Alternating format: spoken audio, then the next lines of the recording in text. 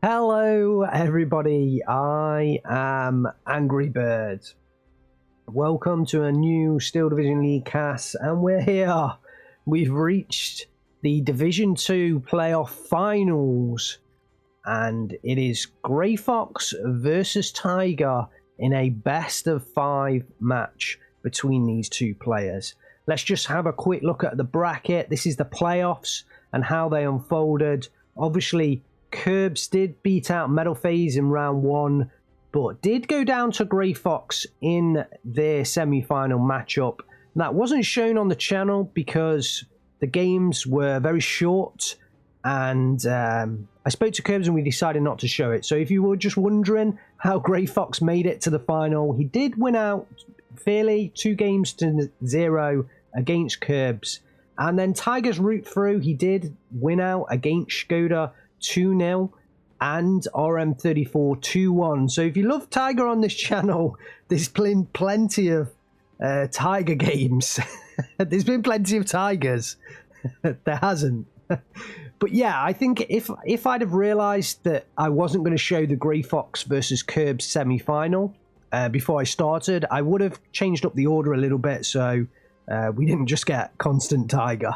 But instead, we're left with the finals, and we have Grey Fox versus Tiger in the final. I'm not quite sure whether I've cast Grey Fox before, possibly once before, but I do know he's a really good player. And obviously, next season, he should be in Division 1, as he has made the playoff final of Division 2, so he should go through into Division 1 next season, and it'll be great to see him in action against all of the greats of Division 1. Same with Tiger as well. He's playing the 26th guard stroke Hovey today, flatline income. I don't think I'm going to get a huge amount of time to go through the decks because I've been chatting about the build-up. But the 26th guards, I think we saw them before being played by someone else. Interesting, this deck has the Andrusha in it, which is different. It also has the Yak 9B cluster planes. We used to see those Yak 9B clusters at this on release. We used to see them loads, and I'm sure people used to call them OP back then. But now, because of sort of when people discovered how good AA was, they just kind of disappeared. I think it was that. But yeah, you very rarely see the Yak 9B clusters now. However, in the 26 guards, this is what happened. They used to be replaced by the IL-237s. Once everyone realized about the IL-237s and how strong they were, no one took the Yak 9B cluster planes anymore. The game's underway. I've not even finished the first deck. That's the story of the Yak 9B cluster planes. Anyway, I'm sure you can pause the video if you want to see that deck. Here we have Tiger's 15th Infantry, and he is very strong with it. We've seen him play at least once before with this deck, and 126 units of rifles. He's got a lot of rifles. He plays it flatline. He plays with the Churchills. 6-pounders, very strong as well. 17-pounders can take out the heavy stuff. Typhoon bombers, really good. I mean, 15th Infantry is a really good deck. It's a difficult deck. I actually find it really hard to play, but it is still a good deck. Now, let's just recap. On the left-hand side is Grey Fox. He's in red, playing the 26th guards, and he is on flatline income PTRS squads, tackling with the defense groups in the center. Willie's did go down there. I think that probably had a defense group in it. Tiger, he's on the right-hand side. He's playing the 15th Infantry. Don't discount his name. He changed it for some meme of some sort.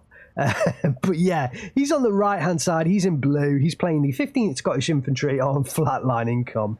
And yeah, this map, Orshire East, I believe, is a fairly good map actually. We've not seen it play too often, but I do actually like this map. It's one of the more balanced maps that Eugen have, and it is kind of a little bit symmetrical, so that might be a little bit why. But yeah, I do actually really like this map. I'm going to be cheeky pushing over the center ground. May take this flag, depending on if those rifles go down to the double snipers of Grey Fox. But a crocodile coming into the center very early on. Obviously been brought from the start, but it's only just made it up there 2 minutes into the game. A couple of Humbers coming down south. I mean, I imagine they'll be set up to go against... No, they aren't. I was going to say they'll be set up to go against the snipers, but clearly that's not the case. Tiger possibly going down south or reinforcing, perhaps. Has lost the flag here. Those rifles are stressed out, but they're not going anywhere right now, despite the fact it says that they're falling back. Tiger has a hell of a lot of infantry here in the center, though, and with the crocodile not quite moving up further, but I guess he has a good base to dispatch with. Oh, we've not been paying too much attention to the northern side, but I suspect both of the players has, because this little area gets so much attention early on into the game, because once you secure either side, you can really set up a nice sort of AT gun defensive net to stop the enemy pushing back in. So it's a really key area, and there's lots of smoke being poured down here. Must have been by the 2-inch carrier, unless there's some flamer units that have gone down, but I suspect it was the 2-inch carrier that poured down all that smoke and actually taken up a position further up north, or further west, should I say. I'm terrible at east and west. Further west, perhaps may stop these Guardians getting into position. And really interesting front line we've got here. Tiger picking up both of the flags, and it looks like a collision of planes there with the Yak-9B and the Typhoon coming in. Looks like the Yak-9 did drop around on all of those rifles in the center. The Crocodile has started to move forward. The Typhoon chasing that Yak-9 and should get the kill. Yak-9 is way out of position. Even if he doesn't get the kill here, he should get the kill further on, and somehow that Yak-9B has evaded, and the pilot's going to come back, but the Typhoon is going to get on the back of it. Surely it'll go down now. Yes, it does. An early loss of that aircraft. AOP carrier coming in for Tiger. Yep, I imagine it would be into the center to support his central troops. Humber might go down to an after Machiki here. Wouldn't be surprised. There goes the grenades. Yes, it does. And yeah, I was kind of a little bit suspect about Tiger's use of the Humber and the 2-inch carrier in this kind of light forest, because they can just get ambushed so easily. And it looks like RM34 may well get this northern side. He has invested a KV-1E in here, which is a pretty decent tank to try and hold that northern ground. The Typhoon did come in and drop bombs somewhere. I think it was up on these Guardia, with the rifles and the sniper are engaging. More rifles have gone down, but Tiger has plenty of them. Crocodile going to engage against the KV-1E. There is a second KV-1E here as well. Who's got the advantage? Yeah, the Crocodile, especially 2-star Crocodile as well. Next to the rifle leader, there is a commander in here as well. The Crocodile has the advantage, and Grey Fox backs off with the KV-1E. Rightly so, I think. He did need to kind of back off there. Perhaps may be able to move this KV-1A further north and around. Oh, there is a 6-pounder there, though, so he's not going to be able to do that. And actually, if it moves anywhere near further forward, it could get sniped here. Lovely little position from that 6-pounder. It's got eyes on this second road up. It's not the main reinforcement route, but it is a good one. And the 6-pounder does spot the KV-1E, opens fire. No kill. Transmission damage onto the Crocodile is going to make it even slower. But the KV-1E, oh, nearly shows side armor. Not quite. It is pushing forwards. It doesn't spot the 6-pounder yet. Now it does, and it's turned to face frontal armor, I believe. It may well have just faced that way anyway, just naturally. But that 6-pounder's going willy-nilly. How many shots has it had at that KV-1E? I think it needs the APCR to pen, because clearly it's not doing the job right now with the AP. I mean, how far away is that?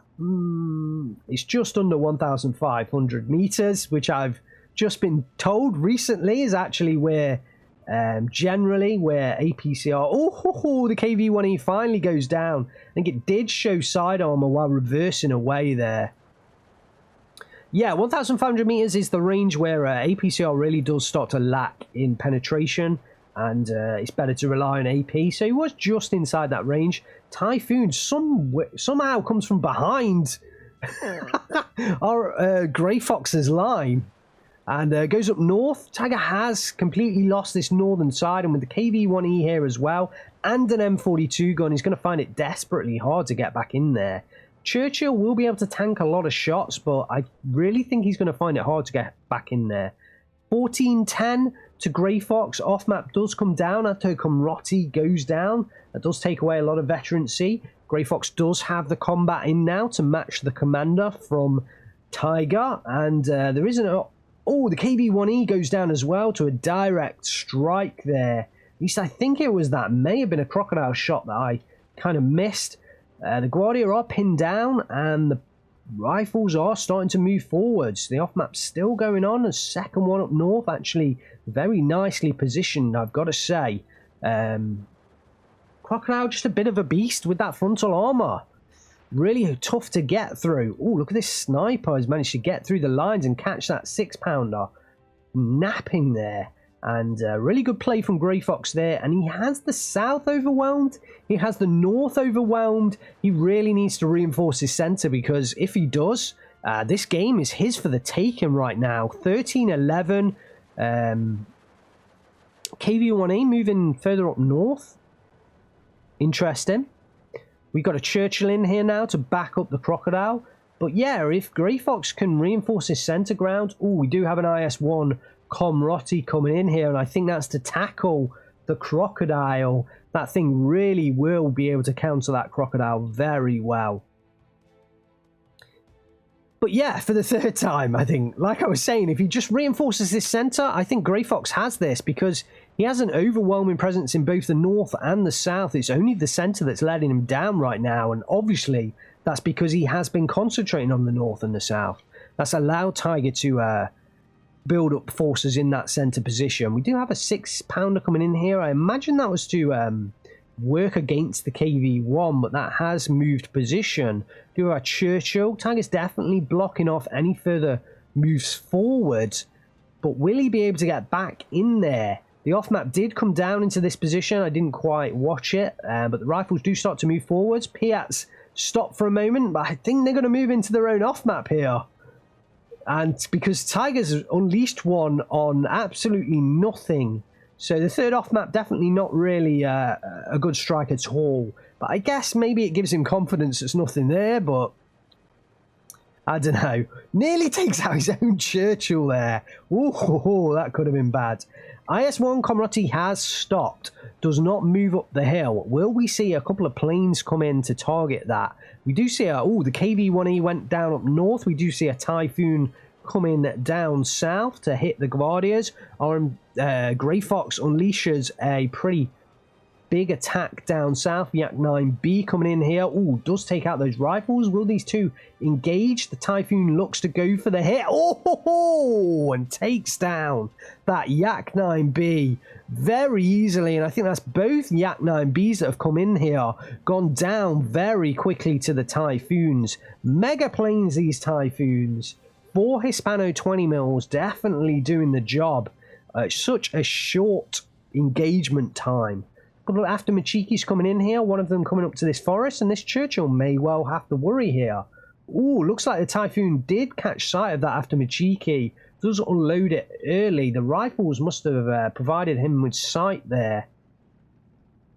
Down south, Grey Fox's push hasn't quite yet captured the flag, but he should do so, and Tiger's actually find himself back to 12-12. Yep, there is the flag, and it's now 13-11 to Grey Fox. So Grey Fox is investing pretty much everything in the centre now, and he definitely needs to do that because it's the only area lacking him down. I mean, he would easily have a 15-9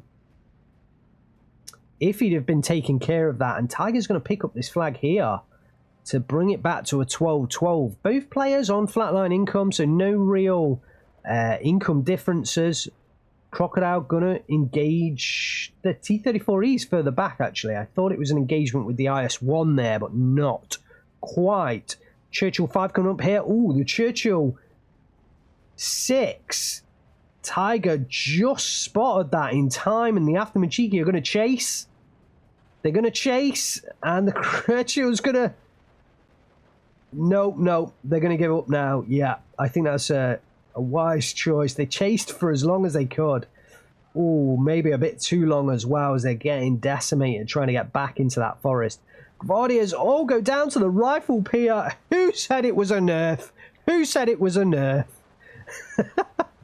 But the other Guardias doing loading. It's 2 against 2 with a half-strength rifle squads there. The Churchills do start to get involved, though. And while there's Churchills and Crocodiles around, you know, Tiger is definitely going to have the upper hand in the infantry stakes. Still, somehow, Grey Fox hasn't captured this southern flag, or he did and briefly lost it thanks to the rifles moving forwards from Tiger. Combat has been spotted from the looks of it. Combat has been spotted and has been marked. So I kind of expect some bombing strikes to come in the next time Tiger gets chance to hit that position. If he can take that combat down, he can relieve a hell of a lot of pressure off his troops via the veterancy buffs and debuffs. 6-pounder coming in here to attack the IS-1. Does have APCR on. Crew panicked. Almost done the job. Oh, armor crack. Down it goes. Big kill on that IS-1. And actually, yeah, I wonder whether I keep wanting to say RM because we just had a great series between target. Here comes the Typhoon. Is he going to hit that combat? Oh, no. Hits the Guardia. Does mark the ZSU M15 further up north. Oh, and the T-34E goes down as well. Yeah, I was going to say, I wonder whether Grey Fox would have been better, actually, you know, reversing that IS-1 back. The IS-1s and 2s, they have to fight at range. If they fight at range, they're almost unstoppable. So, yeah, I mean, he kind of found himself 1,000 meters, actually right up to this edge, sort of like 800 meters away, and the 6-pounder was able to do the job. KV-1E pushing down further south. We've got a 6-pounder coming into play down here as well. A couple of Churchills heading in. Another Typhoon. Is it targeting? Oh, it's targeting the after Machiki. May well pick up this kill here and relieve the pressure from that forest. The Hombers finally get into action, having sat behind this forest for, well, 15 minutes or so now. And starting to push down south. Grey Fox has managed to push further up north and pick up the flag, but Tiger trades here with this little compound. Another Typhoon attack coming in. He's definitely relieved a lot of pressure off himself in the skies. He's taken down the Yak-9Bs, which were Grey Fox's main sort of fighter defense early on. Let's just have a look at his deck. Yep, so really, he's got some Yak-9Bs in B phase. He's got 4 of those. And I guess the cluster planes, but you don't really want to be using your cluster planes as fighters. So he does still have some kind of fighter bomber air defense, and he does have an off map as well. Where is that off map? Oh, it's the GPA up north, and that is fairly nicely positioned. Tiger's picking up flags, you know. Wow, look at the rifle Piats pushing forwards as well. He's picking up flags they really shouldn't have, and Grey Fox is kind of... I feel like he's thrown away a fantastic lead that he had in this game. The 6-pounder has been forced to fall back here and does go down. I think from the KV-1E further up north, actually. The Churchill engaging the KV-1E down in the south. There is another Churchill further up north as well, taking the shots. Little 2-on-1 action there. Guardia was spotted by the Humbers trying to cross the forest. And the Typhoon, along with the Humber, should take those down. 17-pounder in here now. Will it take up position kind of around here or perhaps further up here? Although Grey Fox is trying to get back into the town via a different route now. Tiger pushing further south with those rifles. Typhoon going to strafe the position where the M42 gun was. Nice move from Grey Fox to move that out of the way. We do have another at ZSU M15 coming in here to try and help him out. Tiger doesn't have any AA on the field yet, so I guess he did take care of the aircraft from Grey Fox. Studebaker goes down with the Guardia in the transport. Happens to the best of us, clearly. But yeah, you don't... Oh, no. Just unloading time. Guardian nearly go down as well. But yeah, I mean, maybe a Bofors just up here on the hill in the centre might still do Tiger well, just in case. But I don't know. Is that me suggesting something wrong there? Because it is inefficient at this point. Its use is against aircraft, and Grey Fox isn't bringing in aircraft, so I guess it's not really the most efficient call right now. But yeah, that's what I was kind of thinking at this point. I do think as well, from watching Tiger play, often he does take a while to bring in his anti-air defense, his AA guns.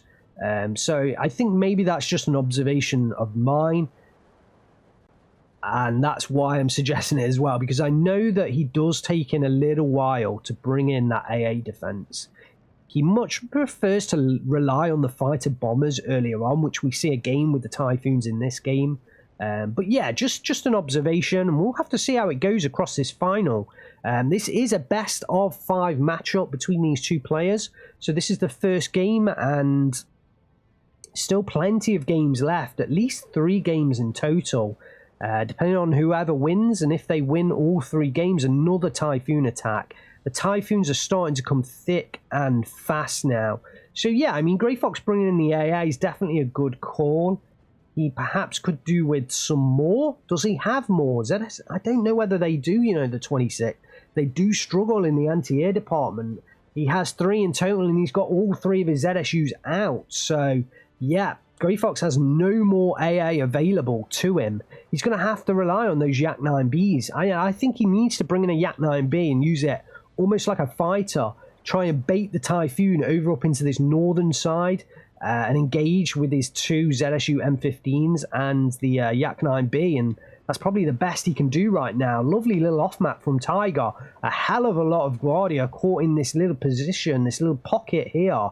And yeah, I think it's the AOP 203mm off-map there. That's going to be a lovely little strike. Still no movement further up north. Like I say, once you secure this position, it's just incredibly hard to get back into it. So that's why a lot of action does tend to happen up north in this position at the start of the Orsha East matchups. Rifles do engage almost in a full-on baseline here against Guardias in the cover.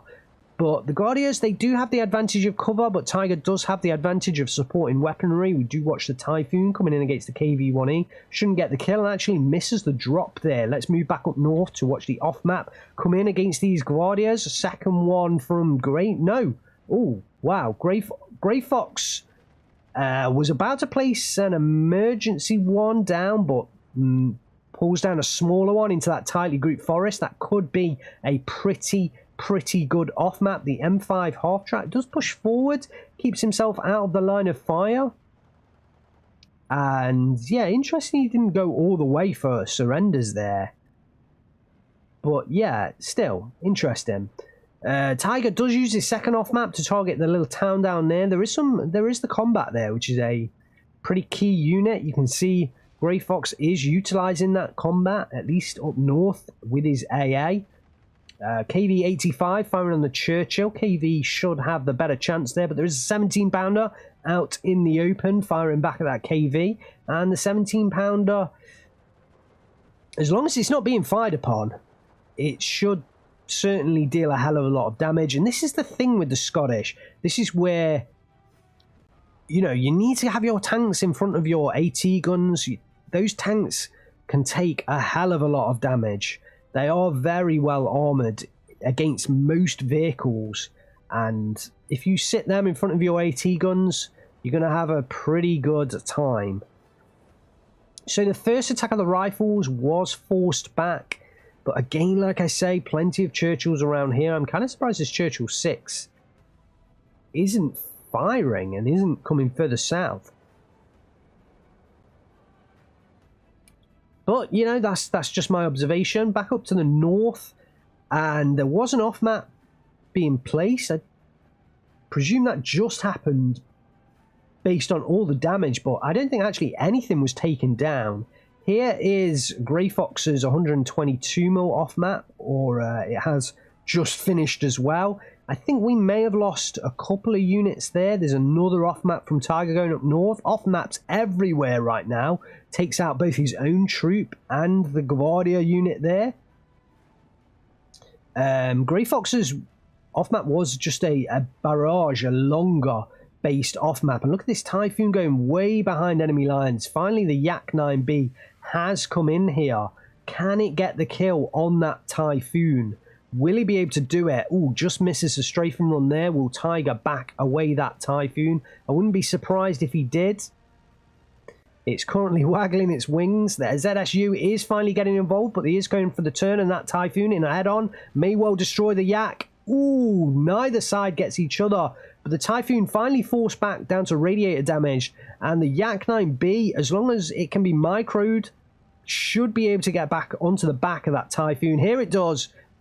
Here it does. Should get the kill now. Should get the kill. Yes, it does. And finally, the Yak 9B does release a bit of pressure from the skies for Grey Fox. And the Yak 9B is now going to come further south, is it? Possibly. May well use its payload at some point. Now, Tiger's lost the Typhoon. Does order in the Bofors. Actually, double Bofors coming in here. So, yeah, I guess that was... What I was saying earlier is he could have had a Bofors in there at some point, which may have prevented that Typhoon kill. Oh, look at this double Typhoon attack coming in here onto that Yak 9B. Does not want that Yak 9B to survive, that is for sure. And this Typhoon should get on the back of it, especially with a head-on pass as well. And remember that Yak 9B did suffer a hell of a lot of damage from the earlier Typhoon and does go down there. And once again, Tiger rules the skies with those Typhoons. Another off map here, he's tried to get through all of those Guardia units with his rifles, and all of the rifles have pretty much gone down. And Tiger's going to resort to the off map, but he doesn't realise that he has actually taken out a hell of a lot of Guardia there as the Typhoon comes in on a Yak 9B again, well behind enemy lines. These ZSUs could do with even coming further down this way. Just get them a little bit further south. I mean, they'd be under so much pressure, but maybe you'd have to route them all the way round. That would take such a long time. It's a bad idea, but Tiger's just roaming free, well behind lines, and actually he's called that back over both of the ZSUs here. So that Typhoon may... No, it should escape. It's been retreating for quite a while now, and that unit should escape pretty fine. We did actually see a KV and a Churchill take each other out down there as well, which I didn't get a chance to comment on. The Typhoon does escape, and we do have another off map coming into these two center positions. Tiger has picked himself up a 1311. Sturmoviki Rocks coming into this center town, little forest after the off map does take care of the Guardias. Don't know whether Tiger spotted the Sturmoviki Rocks, but he did retreat those rifles. Churchills are trying to take care of the snipers. Yak 9B did come in there. And KV-85 under heavy fire from the Churchill 6 as well. 13-11 to Tiger. It's been a very hard-fought match, but honestly, I'm really surprised. I feel like Grey Fox... Oh, and there's a surrender. Well, I wasn't expecting the surrender. I was not expecting the surrender. But what I was going to say is that I felt like Grey Fox had let the game slip out of his hands. I feel like 5 minutes up to maybe 10 minutes, Grey Fox had a dominant lead in the north and the south, but he just couldn't get control of the center and stave off those central flags. But yeah, I guess in the long run, I think Tiger had the deeper deck in terms of with infantry. And, well, Grey Fox just didn't feel like he could win the game. I think he could have gone longer. I mean, Tiger definitely had control of the skies, which I think Grey Fox struggled with playing the 26 guards. That is a weakness of theirs. They have very little AA, or very little decent AA. And maybe it was a mistake not to bring any fighters, dedicated fighters. He obviously felt he could do the job with the Yak 9Bs, but yeah, I feel like he could have given it maybe another 5 minutes to see where he was at. But Tiger wins the game. Congratulations to him. 2,500 kills to 1,400 losses. Definitely traded well. Certainly in the last 10 minutes of the game, really traded well. But whether he did so at the start as well, I don't know. He obviously got himself into a dominant position in that center field, and he did take out the IS-1 and must have taken out a hell of a lot of Grey Fox's attempted reinforcements. And those off maps just were halting Grey Fox in his tracks time and time again. Let's have a look at the kills for Tiger. Typhoons. Yeah, I mean, they killed off 2 Yak 9Bs, all KV-1E, and an ISU. Those Typhoons are really good playing, a really good plane. And actually, if you want to watch a great Scots infantry player, then Tiger's definitely one of the best that I've seen play the 15th Scots. And it's really quite funny because Tiger in Normandy, he used to play Normandy competitively under the name The Knife Guy. You might recognize that name. He was definitely more of a rush type player, but then that was probably like the best way of winning in Normandy. But he has definitely developed a great 15th Scots deck and a 15th Scots play style, and I really do love watching him play the 15th Scots. He really plays them fantastically well. I think they're a really hard division to play because you have to have the tanks are really slow. You have to have them in at the right position at the right time, which means you have to kind of order them before you need them.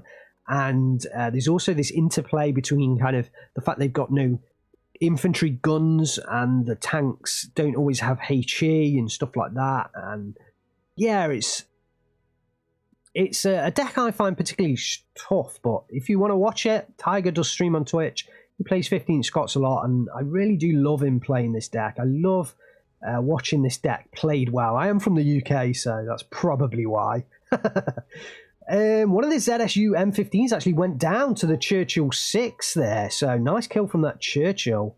Didn't really see that one. Yeah, the off map's not really doing a hell of a lot of kills, but enough, and the Churchills did quite a good job, actually. For a moment there, I thought the rifles had killed that Yak 9B. I was like, what? Yeah,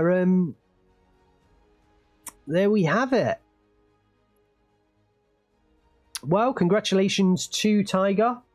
Does win out in this first game. It is a best of 5 between him and Grey Fox in the Steel Division League Season 3 Division 2 playoffs.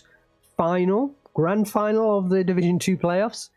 Tiger goes 1-0 up. But we are going to see at least 2 more games. If Tiger wins both of those, obviously he's crowned Division 2 champion. But if Grey Fox comes back, it is a best of 5. So, join me again. Hopefully you've enjoyed this one. Hit that like button, hit the subscribe. Check out the links in the description as well. Thanks very much for watching. I am Mango Bird. I will see you next time.